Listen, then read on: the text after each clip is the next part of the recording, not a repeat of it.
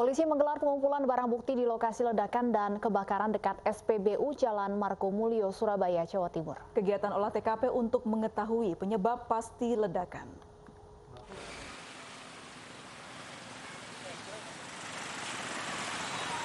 Selain polisi, kegiatan olah TKP ledakan di SPBU Margomulyo juga diikuti oleh tim dari Pertamina dan perusahaan gas negara. Tim gabungan memeriksa 4 titik saluran pembuangan yang berada di lokasi SPBU yang meledak dan terbakar. Polisi juga memeriksa saksi, yakni petugas SPBU serta warga setempat yang saat kejadian berada di lokasi.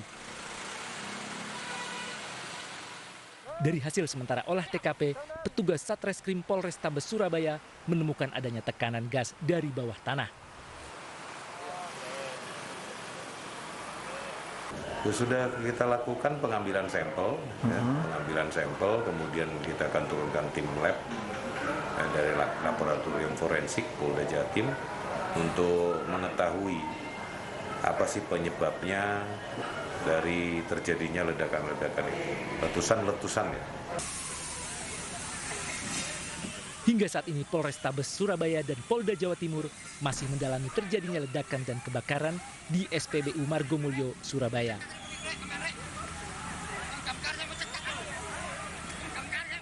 Dari Surabaya, Nur Syafei, iNews melaporkan.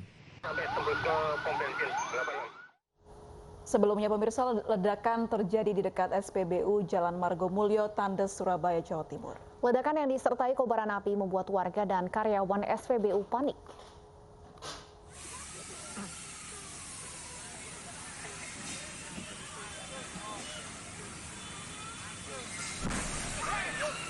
Inilah rekaman video amatir detik-detik kebakaran disertai ledakan yang terjadi di area SPBU Jalan Margomulyo, Tandes, Surabaya, Minggu malam. Ledakan disertai kobaran api di dekat SPBU ini tak pelak mengakibatkan warga, karyawan SPBU, dan petugas pemadam kebakaran panik. Total terjadi 4 ledakan di sekitar lokasi SPBU. Sementara kobaran api diketahui berasal dari selokan yang berada di dekat lokasi SPBU. Guna mengantisipasi hal yang tidak diinginkan, segala aktivitas di SPBU dihentikan. Selain itu, arus lalu lintas di depan SPBU ditutup total.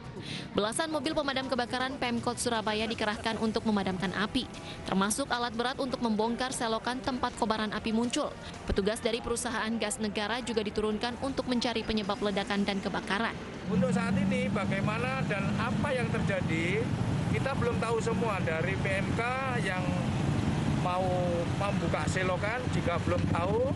Tadi saya sudah konfirmasi dari PGN, memang benar bahwa di sini ada aliran gas. Namun demikian belum ada jawaban pasti apakah itu dari gas atau dari yang lain. Sementara penyebab ledakan dan kebakaran hingga kini masih dalam penyelidikan petugas. Dari Surabaya, Jawa Timur, Nur Syafei, iNews melaporkan. Terdakwa kasus suap dan gratifikasi pengurusan fatwa MA Pinangki Sirna Malasari menjalani sidang lanjutan di Pengadilan Negeri Jakarta Pusat. Dalam agenda replik, jaksa penuntut umum meminta majelis hakim menolak pledoi terdakwa. Dalam sidang replik yang digelar hari ini di Pengadilan Negeri Jakarta Pusat, jaksa penuntut umum menyatakan tetap pada tuntutan 4 tahun penjara terhadap terdakwa Pinangki Sirna Malasari. Jaksa penuntut umum menguraikan bantahan atas pledoi terdakwa dan penasehat hukum Pinangki. Jaksa juga bersikukuh bahwa terdakwa Pinangki membuat pemufakatan dan menerima fee bersama dengan Anita Kolopaking dan Andi Irfan Jaya, membuat rencana pengurusan fatwa MA kasus Kesi Bank Bali dengan terdakwa Joko Chandra yang saat itu buron.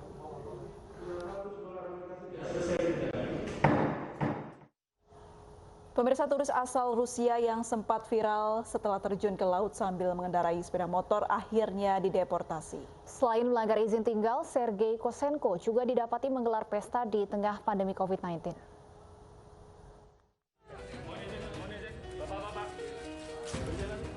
Kemenkumham wilayah Bali kembali mendeportasi warga negara asing. Kali ini seorang turis asal Rusia, Sergei Kosenko, dideportasi kemarin. Sergei sempat menjadi sorotan karena aksi kontroversialnya membuat konten dengan menceburkan diri ke laut sambil mengendarai sepeda motor. Namun, bukan hanya aksi ini yang menyebabkan Sergei dideportasi. Warga negara Rusia berumur 33 tahun itu juga didapati menggelar pesta tanpa protokol kesehatan di tengah masa pandemi COVID-19. Selain berpesta, Sergei juga telah melakukan kegiatan usaha yang bertentangan dengan visa yang ia ajukan saat pertama kali datang ke Indonesia. Bahwa Sergei Kosenko telah melakukan kegiatan-kegiatan seperti menjadi seorang duta yang mewakili kegiatan dari perusahaan tertentu, mengundang investor dan menjadi seorang marketing dengan mempromosikan produk sebuah perusahaan tertentu yang dalam hal ini kegiatannya tidak sesuai dengan persetujuan Telex Visa B211B di bawah seorang penjamin dari PT, sehingga patut diduga Sergei Kosenko telah melakukan pelanggaran. Sementara itu, Alina Osuntinskaya, teman wanita Sergei yang juga terlihat dalam video viral, hingga kini belum dideportasi. Hal ini karena pihak imigrasi masih mengumpulkan bukti-bukti terkait. Sergei Kosenko dideportasi melalui Bandara Ngurah Rai Bali ke Bandara Soekarno-Hatta untuk selanjutnya diterbangkan ke negara asal. Dari Badung, Bali, Bagus Alit, iNews melaporkan. Sebelumnya, Kristen Gray, warga Amerika Serikat yang sempat viral di media sosial, juga dideportasi. Ia sempat disorot setelah membuat cuitan yang mengajak warga negara asing pindah ke Bali di masa pandemi COVID-19.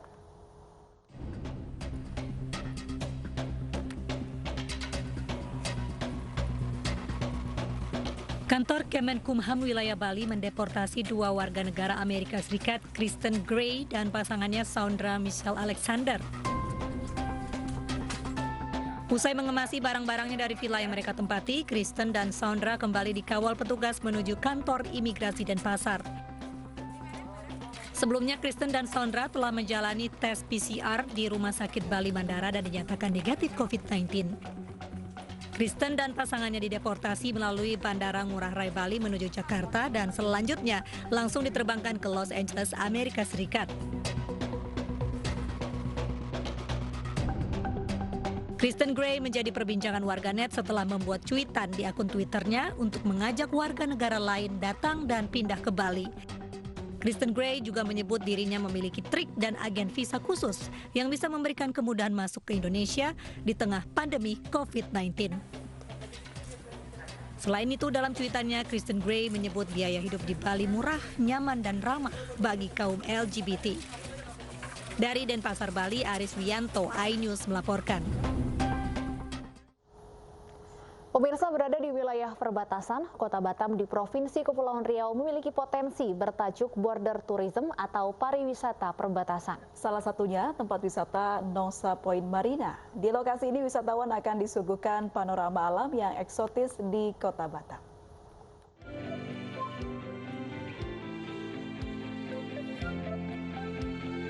Menteri Pariwisata dan Ekonomi Kreatif Sandiaga Salahuddin Uno berkesempatan mengunjungi kawasan wisata Nongsa Point Marina yang berada di Kota Batam, Kepulauan Riau.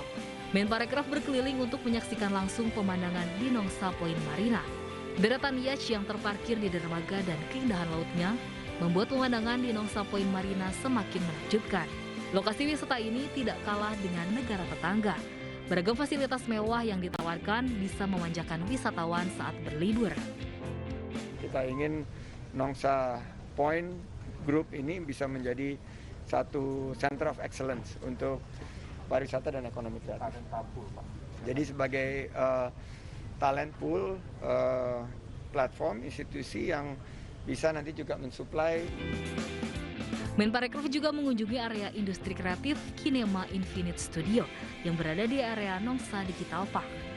Dari studio animasi yang memiliki luas 10 hektar ini, lahir film-film animasi box office kelas dunia. Kalau kita dari Infinite Studio, kalau untuk film animasi, ya kan yang seperti yang anak-anak sekarang nonton itu, Garfield 1, 2, 3, Peter Rabbit, ya kan, Vampirina, ya kan, nah, Robots, ya, itu merupakan hasil-hasil produksi film-film dari Infinite Studio. Menparekraf berharap melalui studio animasi ini dapat mencetak animator muda yang dapat mengharumkan nama Indonesia di mata dunia. Dari Batam, Kepulauan Riau, Rina Anggraini, Pandu Wiryo, iNews melaporkan. Artis Catherine Wilson divonis 7 bulan penjara akibat narkoba. Informasi selengkapnya usai jeda berikut ini.